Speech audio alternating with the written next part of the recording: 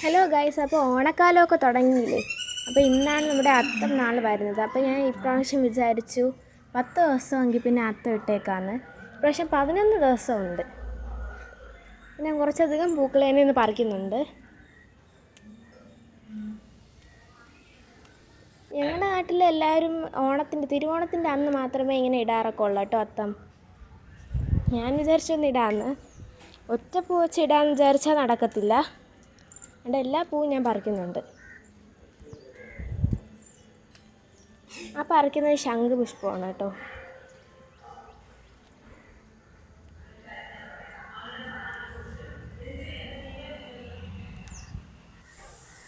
ഇത്രയും പൂക്കൾ കിട്ടിയിട്ടുണ്ട്.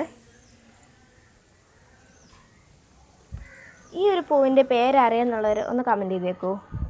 നന്ദ്യാർ വട്ടം ആണെന്നാണ് തോന്നുന്നത്. പിന്നെയുള്ള 10 ദിവസത്തെ വീഡിയോ ഞാൻ ഇടാൻ ശ്രമിക്കാം. ഈ ഒരു പൂ നിറച്ചുണ്ട് കേട്ടോ. ഇത് ഞാൻ കുറച്ചധികം പറിച്ചിരുന്നു. അതിൻ്റെ വീഡിയോ എടുക്കാൻ പറ്റിയില്ല കേട്ടോ. അപ്പോൾ ഇത്രയും പൂക്കളാണ് എനിക്ക് കിട്ടിയിട്ടുള്ളത്. ഇത് 4 മണി പൂവാട്ടോ. ഇത് നമ്മുടെ മുക്കുറ്റിയാണേ.